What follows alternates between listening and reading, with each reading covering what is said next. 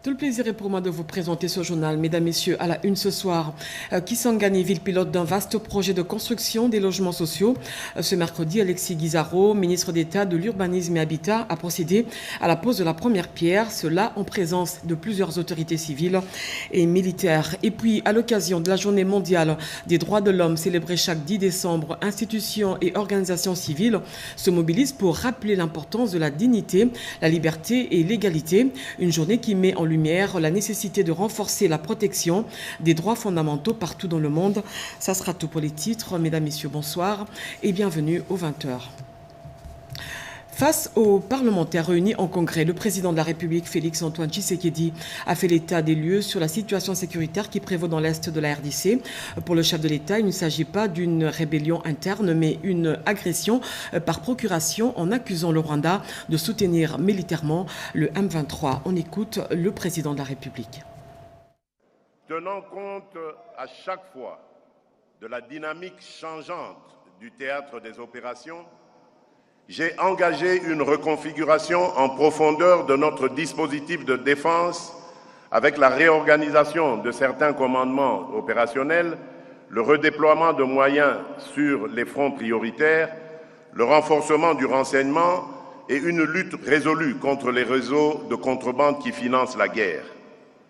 Ces efforts s'accompagnent d'une réforme structurelle du secteur de la sécurité destinée à professionnaliser davantage l'armée, améliorer la condition du soldat, renforcer la discipline et prévenir toute forme d'abus contre les civils. Nous ne tolérons ni les crimes des groupes armés, ni les dérives de ceux qui portent l'uniforme de la République. 4 priorités s'imposent désormais à notre action. 1. Obtenir le retrait total et vérifiable de toute force armée étrangère opérant sur notre territoire,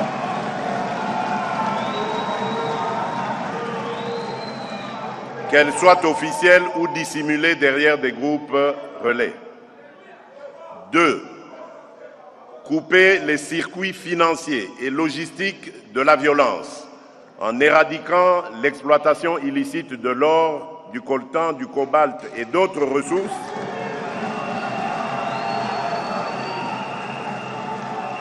ainsi que la contrebande qui alimente ces réseaux.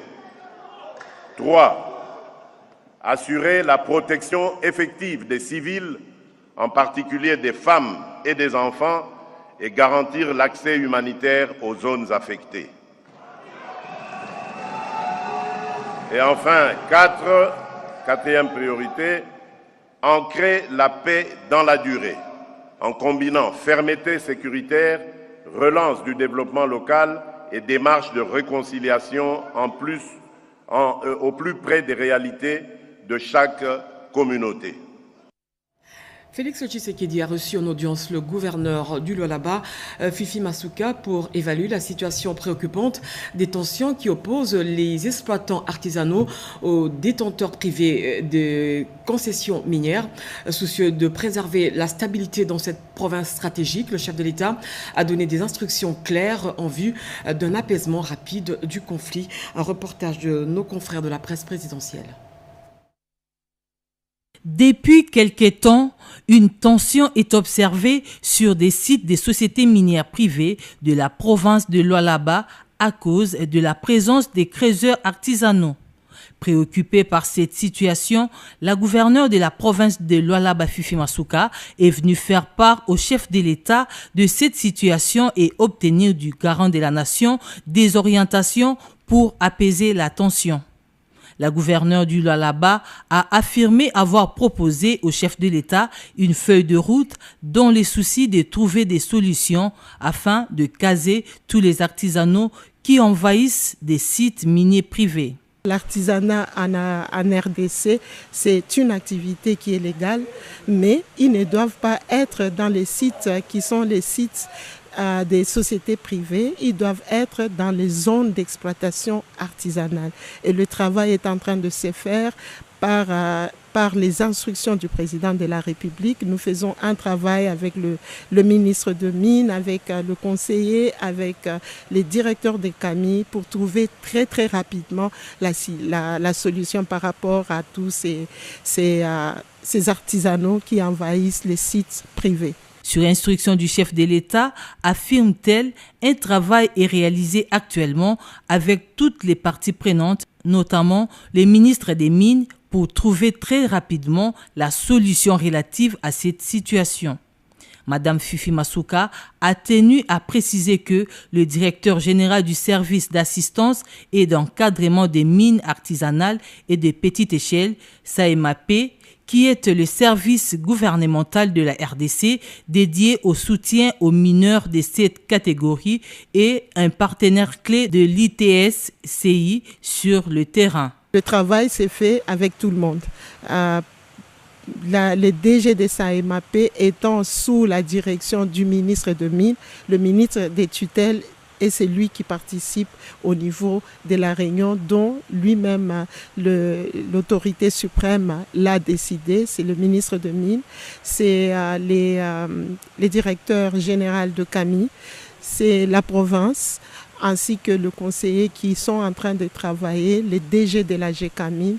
Au besoin, on associe pour information les autres services dont SAEMAP, mais tout se déroule très très bien. Nous pensons dans un bref délai, nous allons trouver des solutions afin que la SAEMAP qui est en charge des artisanaux puisse bien guider tous ces artisanaux ainsi que la province afin de pouvoir sécuriser la province du Lualaba. En attendant une issue définitive, une très grande partie des creuseurs artisanaux qui occupaient illégalement les sites des sociétés minières privées, notamment celui des KCC, ont été dégagés. Dernier développement de la situation sécuritaire dans l'Est de la RDC, le ministre de la Communication et Médias, Patrick Mouyaya, a fait une communication sur la situation dans l'axe Kamanyola-Ouvira. Patrick Mouyaya s'est exprimé quant à ce sujet.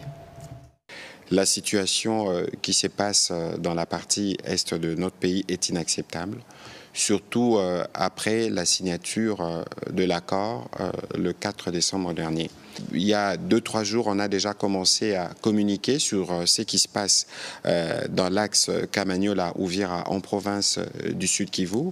Vous avez suivi que hier, nous avons été autour de la Première ministre pour faire le point du sujet et les constats est malheureux parce que nous avons plus de 200 000 compatriotes qui sont déplacés. Je ne compte pas les stocks de 7 millions des déplacés que nous avons déjà pour d'autres conflits et principalement pour les agissements du Rwanda à travers le RDF.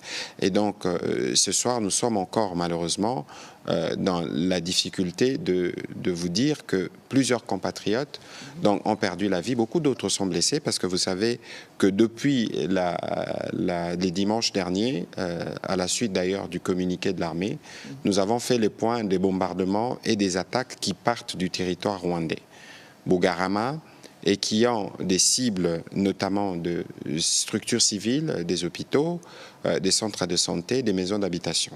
Ces attaques qui se font avec des engins de la mort, il y a par exemple des drones qu'on appelle kamikazes, des drones suicides qu'on largue aveuglément et qui tuent beaucoup de compatriotes.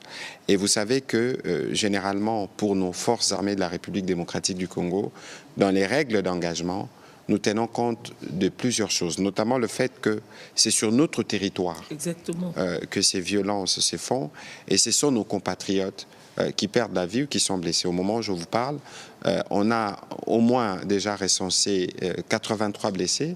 Et ça, c'est sur des chiffres d'il y a 2 jours. Je crois que ça devrait évoluer. D'ailleurs, d'ici la fin de la soirée, on aura des éléments parce que je voulais justement avoir davantage d'éléments de terrain pour pouvoir faire cette communication parce qu'il faut signaler que la situation s'est particulièrement détériorée à Ouvira.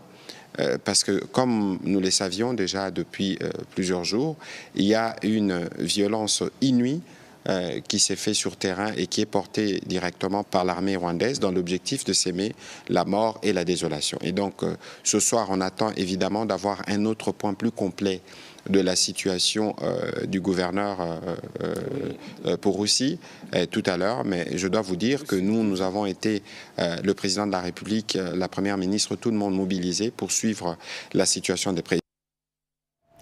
En mission à Abidjan pour l'investiture du président ivoirien, le président de l'Assemblée nationale, Aimé Boji Sangara, a renforcé la diplomatie parlementaire congolaise. En marge de la cérémonie, il a pris part à une réunion quadrilatérale de haut niveau et a interpellé ses homologues sur la situation dramatique dans l'est de la RDC. Anim Balaka.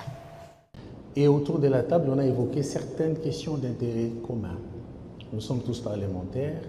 Et nos pays font face à plusieurs défis communs, que ce soit les défis environnementaux. Pour nous en Afrique, il y a encore des défis de la bonne gouvernance. Et pour la RDC, de manière particulière, nous avons la question de l'insécurité à l'Est.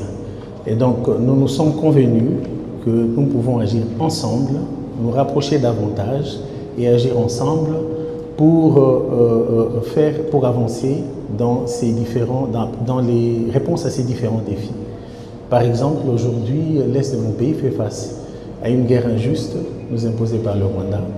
Et donc, à travers nos parlements respectifs, nous pouvons, donc à travers la diplomatie parlementaire, agir pour amener le Rwanda à cesser de bombarder les civils au Congo, comme c'est le cas depuis 2-3 jours, mais aussi à faire avancer la paix qui va bénéficier non seulement de la RDC, le Rwanda, mais toute la région du Grand Lac. Donc j'ai lancé un appel à mes collègues, à mes homologues, et nous nous sommes accordés qu'on va avancer sur ces agendas qui concernent la paix qui nous concerne nous tous, mais aussi sur des autres questions d'intérêt commun. Sachez que la plénière de ce mercredi à la Chambre basse du Parlement était consacrée sur l'examen du rapport de la commission ECOFIN sur le projet de loi des finances 2026, centre hommage aux victimes de l'Est, restitution de mission à Washington et débat sur les enjeux sécuritaires. Les députés ont finalement adopté le budget de l'État pour l'exercice 2026. Images et commentaires dans nos prochaines éditions. Laurent Batoumona, autorité morale du mouvement de solidarité pour le changement, félicite le président de la République, Félix-Antoine Tshisekedi, pour son discours sur l'état de la nation, notamment sur la paix dans l'Est. Il soutient les FARDC et appelle à l'unité et à la vigilance et au civisme pour protéger la partie Est du pays. Des précisions avec Renette Koulonga. L'adresse du chef de l'État, Félix-Antoine Tshisekedi Tshilombo, sur l'état de la nation vaut son pesant d'or pour la vie nationale des Congolais dans tous les secteurs. La population congolaise est appelée à l'unité nationale, à une conscience collective civique et patriotique, bien garder l'environnement propre et surtout rester vigilant pour défendre la patrie. C'est l'essentiel du message que l'autorité morale du mouvement de solidarité pour les changements, Laurent Batoumona Kandkam, a communiqué aux compatriotes congolais pour paraphraser le président de la République. Donc le chef de l'État a été clair sur tous les sujets. Mais maintenant, là, c'est l'applicabilité. Le constat, il a fait. L'opérationnalité, c'est nous. Donc nous, en tant que dirigeants, nous devons être à l'œuvre pour accompagner les chefs de l'État. Cette hygiène-là doit rentrer pour que la ville de Kinshasa devienne une ville propre. Rappelez-vous, à l'époque, j'avais parlé de Poto Moïndo. L'accord a été trouvé. Bravo au président de la République, parce que je l'ai dit, que sa brillante diplomatie a payé. L'union fait la force. Donc nous devons rester unis. Félicitations aux FARDC, comme le chef de l'État l'a dit, aux forces de la police, aux services de la sécurité qui font leur travail. Mais nous devons avoir une armée préparée. Donc nous devons reconstruire cette armée-là. C'est la vigilance parce que si on est distrait, on est avalé. L'objectif est de rétablir la paix à l'est du pays face à cette guerre injuste qui dure depuis plus de 3 décennies et de faire fonctionner les institutions de la République dans un climat de quiétude pour un Congo nouveau, meilleur, fort et prospère. Jeudi dans les titres, célébration ce mercredi 10 décembre de la Journée internationale des droits de l'homme à Kinshasa. Cette journée a été célébrée au Palais du Peuple avec comme thème national la reconnaissance des génocides congolais. C'était en présence du ministre des Droits humains Samuel Bemba. Nadine Yango. Les droits humains, nos essentiels de chaque jour, tel est le thème décortiqué sur le plan international à l'occasion de la Journée internationale des droits de l'homme. Sur le plan national, le thème choisi est la reconnaissance du génocide congolais, un acte de justice pour les victimes. Journée célébrée en République démocratique du Congo sous les hauts patronages du président de la République, Félix-Antoine Tshisekedi, avec l'encadrement de la première ministre Judith Suminwa. Présent à cette cérémonie au Palais du Peuple de la Nation, le ministre des Droits humains, Maître Samuel Mbemba Kabuya, a dans son allocution salué les efforts consentis par le chef de l'État. Dans le cadre de la célébration de la Journée internationale des droits de l'homme, que moi, ma collègue ministre de Genre, Famille et Enfants, avons réuni les défenseurs des droits humains, les organisations de défense des droits humains. Et pour nous, en République démocratique du Congo, nous avons adapté ce thème pour parler de la reconnaissance des génocides congolais, actes de justice pour nos victimes.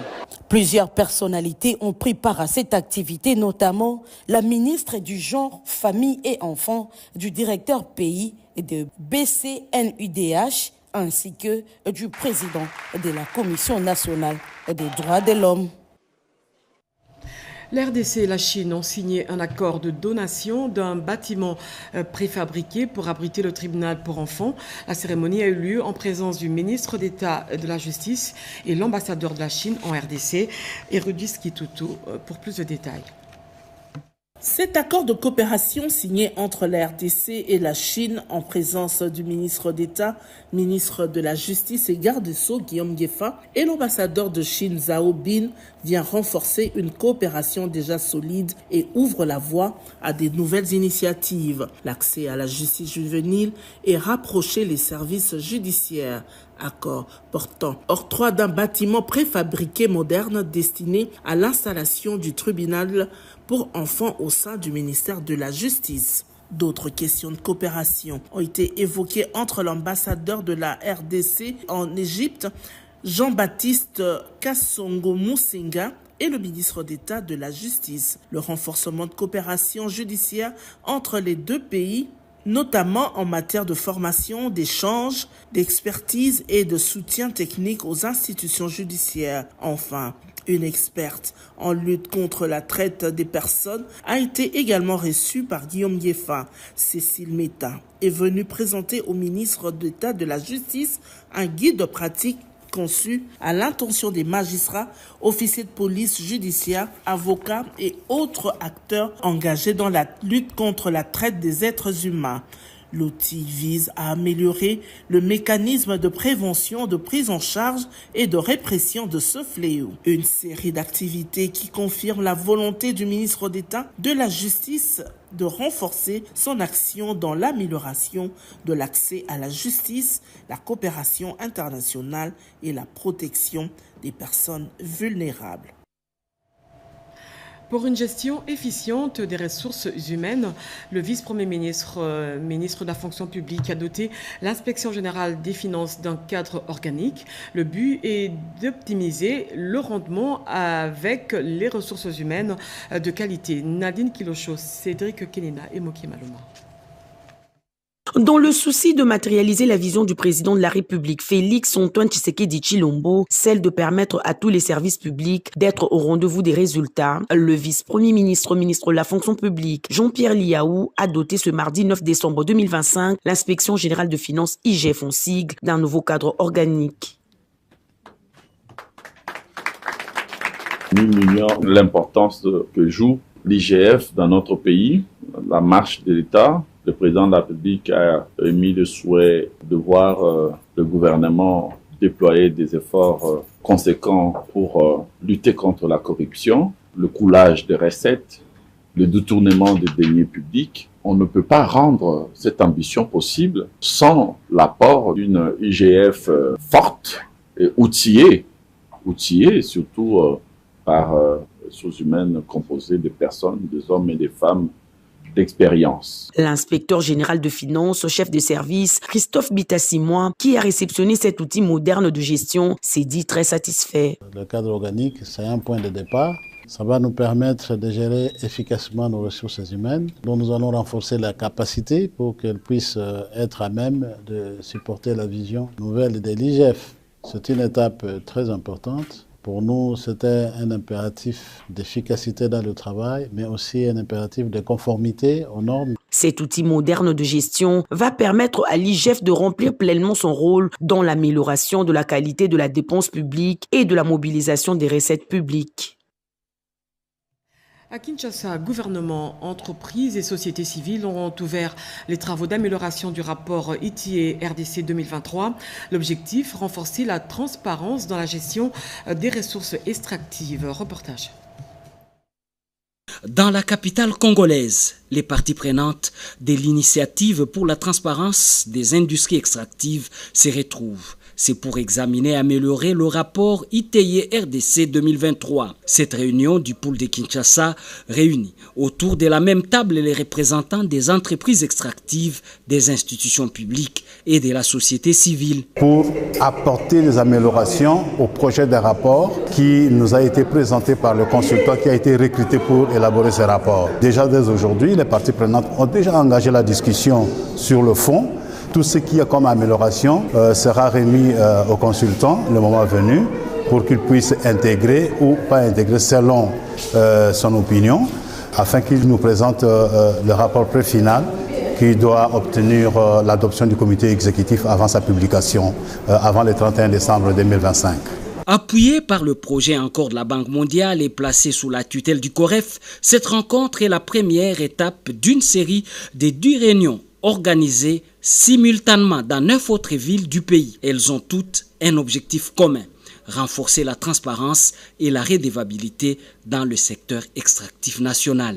Les propositions du pôle de Kinshasa seront elles aussi intégrées dans la version finale du rapport ITIE-RDC 2023 avant validation au niveau national.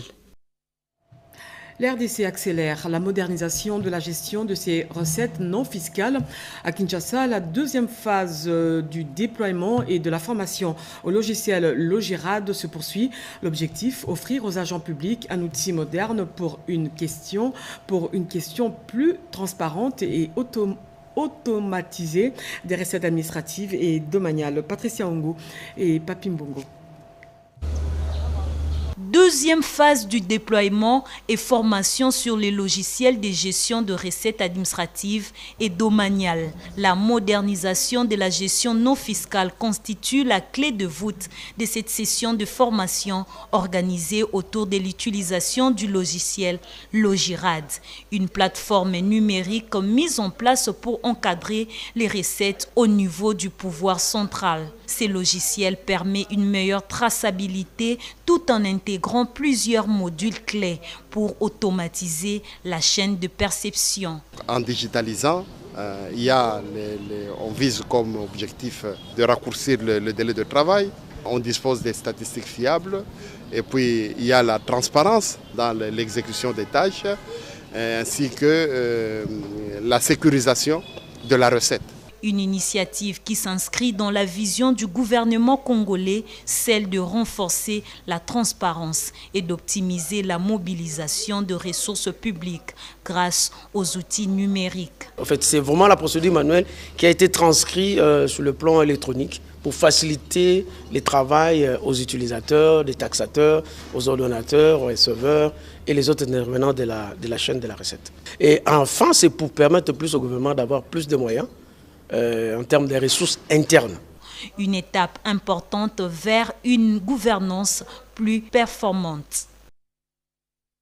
Historique pour la province de la Chopo à Kisangani, le ministre d'État de l'Urbanisme et Habitat, Alexis Guizarro, a lancé officiellement les travaux de construction des logements sociaux décents dans la province pilote du projet. La cérémonie s'est déroulée en présence de plusieurs autorités civiles et militaires. Jacques Mégy, Patrick Kachala, nos envoyés spéciaux. Kisangani, chef-lieu de la Chopo, est officiellement devenu la province pilote du programme national des constructions de logements sociaux décents. Truelles, mortiers, pierres, acclamations, c'est la pose de la première pierre, cérémonie présidée par le ministre d'État en charge de l'urbanisme et habitat, Alexis Guizarro Mouvouni. L'événement s'est déroulé en présence des autorités locales, civiles et militaires, dont le président du conseil d'administration de l'ACOPRIM, ainsi que de la population. 4 exposés ont rythmé la cérémonie protocolaire. D'abord, le gouverneur par intérim qui a donné le ton avec son mot de bienvenue saluant le choix de la Chopo. Ensuite, le directeur général de la société Congo-Océan, l'entreprise d'exécution qui a promis un travail de qualité et le respect de délais impartis. Puis les mots de circonstance du directeur général de l'ACOPRIM, Mika Kaemba Mukeba. Comme nous disons que c'est un projet R+3, il s'agit des logements qui entrent dans les styles des cités intégrées. Par exemple, au rez-de-chaussée, nous aurons des bureaux, des locaux commerciaux, une salle de musculation, un restaurant et une cour extérieure très bien arrangée, sans compris un local technique. Au premier étage, nous aurons 15 appartements qui vont occuper une superficie de 3170 mètres carrés, une salle polyvalente qui va couvrir une superficie de 800 mètres carrés et des buanderies. Au deuxième étage, nous aurons 15 appartements. Au troisième étage, il en va de même. Dans ce bâtiment, il y aura un patio, c'est-à-dire un espace intérieur aménagé pour pouvoir ventiler le bâtiment, mais aussi où nous allons planter aussi la verdure. Nous aurons un parking sur 100 mètres carrés pour les véhicules et pour les motos, nous aurons le parking sur 30 mètres carrés. Après 12 mois, nous allons retrouver un tel édifice en ces lieux qui va rehausser la valeur de la 3e ville du pays. Le clou de la cérémonie fut l'adresse du ministre d'État. Monsieur le responsable chef d'entreprise Congo-Océan, ce projet est un projet qui revêt la plus grande importance pour la ville de Kisangani. Nous vous demandons, au nom du gouvernement de la République et de la population de Kisangani, de respecter scrupuleusement le cahier de charges qui vous a été remis par l'Agence congolaise de promotion immobilière. Nous vous demandons de respecter les délais. Nous vous demandons de veiller à la qualité des ouvrages. Vous serez jugé en fonction du résultat que nous obtiendrons. L'apothéose a été atteinte avec la visite du site pour sensibiliser la population à libérer l'espace. Face à une agression qui menace sa souveraineté, la RDC appelle à l'unité. Le député national Jean-Marie Lukulassi invite la jeunesse quinoise à devenir la première ligne de défense citoyenne. Saluant l'accord de paix de Washington, Jean-Marie Lukulassi insiste sur la vigilance tout en conviant les jeunes à un rassemblement ce 28 décembre. Un reportage de Sandra Nyangui et Robert Kalimba. En saluant avec force la signature de l'accord de paix de Washington, l'honorable Jean-Marie Lukulassi a rappelé à la nation que cette avancée diplomatique majeure n'est pas une fin en soi, mais le début d'une nouvelle responsabilité collective. Il a félicité le président de la République, Félix Antoine Tshisekedi Tshilombo, pour la diplomatie remarquable qui a permis d'y parvenir, tout en avertissant que notre pays, la RDC, encore agressé, ne peut se permettre de relâcher sa vigilance. C'est dans cette dynamique que s'inscrit le grand rassemblement du 28 décembre prochain au stade Tata Raphaël. Un moment crucial pour informer, sensibiliser et mobiliser la population, particulièrement la jeunesse quinoise. À un grand moment où la RDC fait face à des menaces réelles, cette journée se veut un acte de cohésion nationale, un espace où chacun vient réaffirmer que la défense de la patrie est une cause commune. L'honorable Jean-Marie Lukulassi lance ainsi un appel solennel. Restons unis, restons debout, restons déterminés. Le 28 décembre 2025 doit devenir le symbole d'un peuple vigilant et rassemblé, prêt à affronter avec lucidité et courage les défis qui se dressent devant lui. Comment amener l'élite congolaise à reprendre sa place dans la bataille pour l'avenir et la souveraineté du pays? Une question qui a retenu l'attention du corps scientifique et des étudiants de l'Université pédagogique nationale réunis lors d'un forum marqué par l'intervention en visioconférence de l'analyste politique Charles Onana. Un reportage de Richard Kalala et Robert Kalema. Élite congolaise, conscience nationale et appropriation de la lutte pour la libération de la RDC, thèmes sous lesquels ont convergé le 9 décembre 2025 étudiants, enseignants et chercheurs dans la salle de réunion du rectorat de l'Université pédagogique nationale, répondant ainsi à l'appel du département de relations internationales. Très vite, l'échange a dépassé le cadre académique. Ce qui devait être un simple débat s'est transformé en véritable cri de réveil national, invitant l'élite congolaise à reprendre sa place dans la bataille pour l'avenir et la souveraineté du pays. La libération de la République démocratique du Congo partira de cette élite congolaise, comme ça a été le cas en 1960, et ça peut continuer. D'autant plus que l'agression de la RDC est continuelle et elle est permanente. Et donc la lutte doit également être continuelle, mais prise, n'est-ce pas, par l'élite congolaise. Voilà pourquoi il fallait conscientiser cette élite à se réapproprier la lutte de la libération de la RDC. Point culminant de la rencontre, l'intervention en visioconférence depuis Paris du chercheur Charles Onana, appelant à une réappropriation urgente de l'histoire nationale et à la mobilisation des élites pour défendre les intérêts vitaux de la RDC. Dans la salle, le politologue et journaliste Freddy Moulumba a suscité un vif enthousiasme en offrant aux participants le magazine Renaissance congolaise ainsi que l'ouvrage Holocauste au Congo. Un geste symbolique reçu comme un acte de conscience et d'engagement salué par l'ensemble des participants. Le corridor de Lobito doit être un moteur d'intégration économique des pays africains. La faisabilité de ce projet était examinée par le ministre des Infrastructures et Travaux publics, John Banza, en séjour de travail en Abidjan. Un reportage de Dada Chabani. En quête de l'expérience ivoirienne dans les domaines des infrastructures, le ministre des Infrastructures et Travaux publics, John Banzalunda, a visité à Abidjan, en Côte d'Ivoire, plusieurs ouvrages réalisés par l'entreprise MSSZ, les routes et les laboratoires des travaux publics. Il a apprécié à sa juste valeur la qualité et la modernisation des infrastructures ivoiriennes. C'est pour lui un modèle d'investissement et d'expertise 100% africain. Il a saisi l'occasion pour inviter l'entreprise ivoirienne MSZ à venir investir à Kinshasa, au Lualaba et à Lubumbashi, et aussi d'assurer la formation d'ingénieurs congolais. Cette mission marque la détermination de la République démocratique du Congo à renforcer le partenariat entre pays africains. Le président de la République a une grande ambition pour les infrastructures de notre pays et il m'a mandaté de tout faire pour trouver des solutions pour que nous puissions offrir à notre peuple des infrastructures dignes.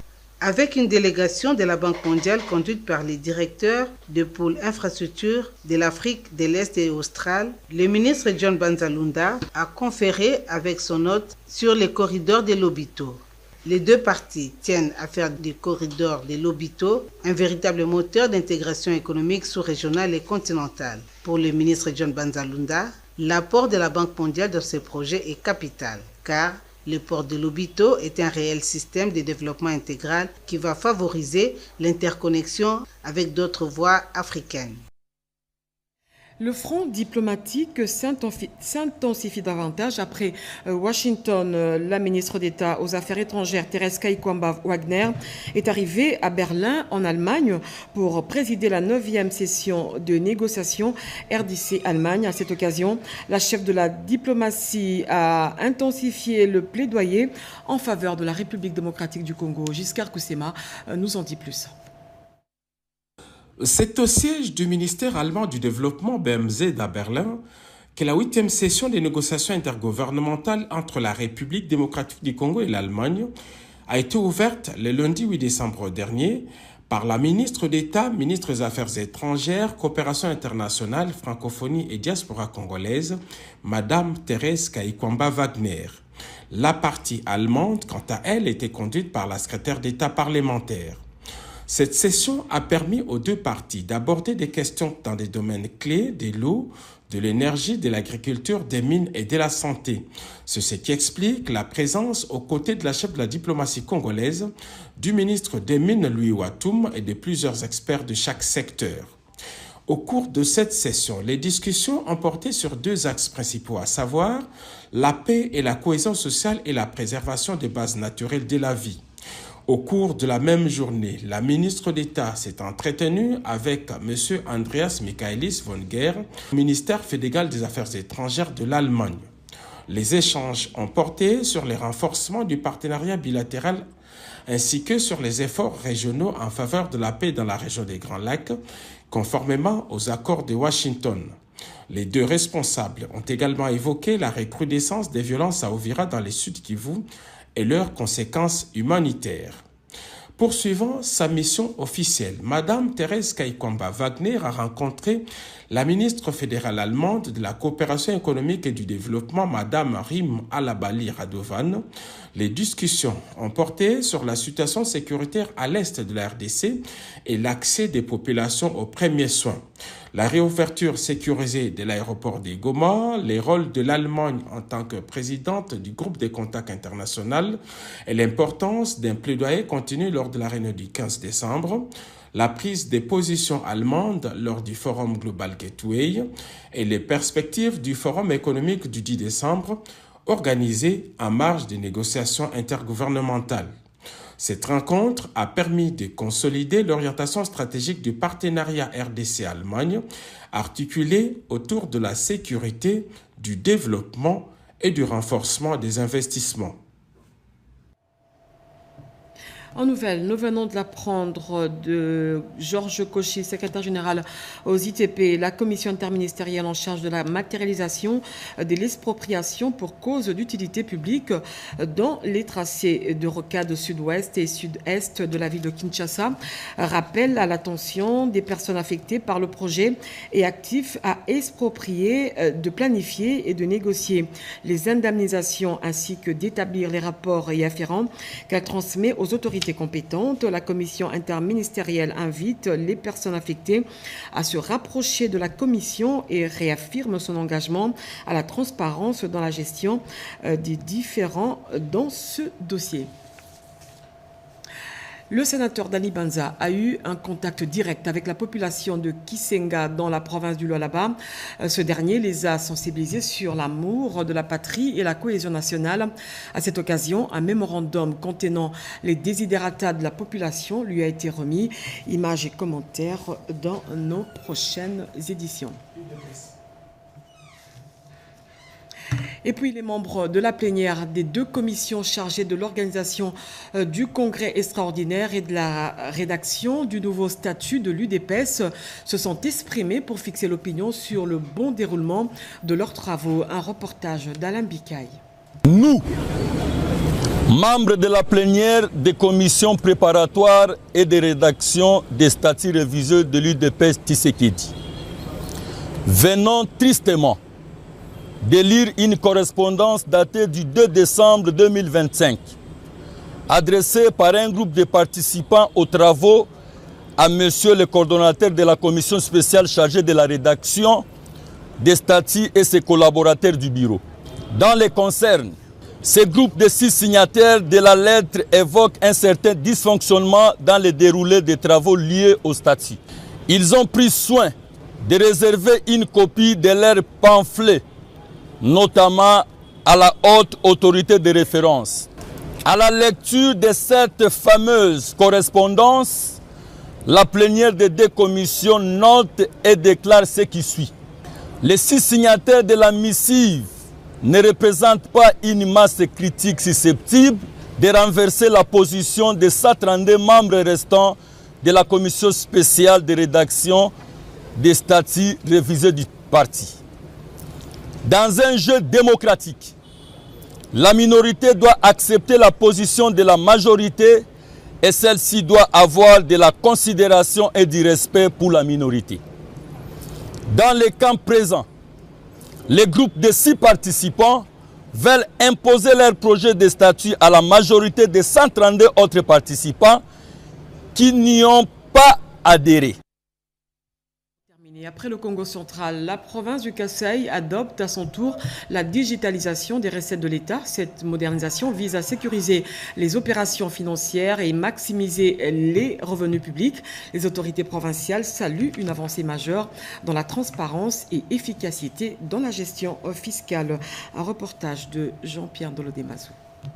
La province du Kasaï a lancé officiellement la digitalisation intégrale de sa chaîne des recettes provinciales. À cette occasion, les autorités ont également validé le plan stratégique pour la maximisation des recettes, la reconstruction socio-économique et la digitalisation de la gouvernance provinciale. La directrice générale de la DGRCAS a souligné les faiblesses du système fiscal actuel et salué l'arrivée de la solution numérique Codinet qui permettra une gestion intégrée et en temps réel des données fiscales. Le ministre provincial des Finances a rappelé que la digitalisation est indispensable pour sécuriser les recettes, lutter contre la fraude et doter la province d'informations fiables pour planifier son développement. Le PDG de Codinet Group SA, Patrick Dodi Faradja, a présenté cette innovation comme une démarche visant à moderniser la gestion publique et à intégrer le Kasaï dans l'économie numérique nationale. Le gouverneur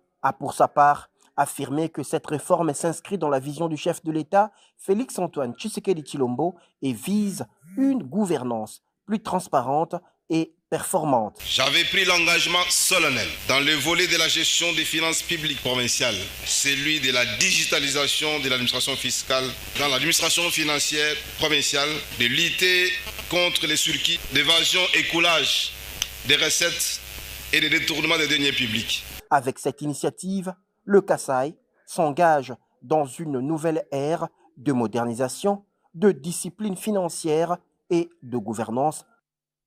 Ce journal a été rédigé par Gauthier Kiassi et Richard Kalala sous la direction et supervision d'Oscar Mbalkaï. Jean-Angèle Mabiala était à la coordination. Rodé Panda, Ramadan Poki et Derek Silomou l'ont réalisé pour vous. L'actualité continue sur notre chaîne à 23h avec Robert Ndeye-Chisense. Je reviens demain à 20h avec le même plaisir. D'ici là, portez-vous bien. Au revoir.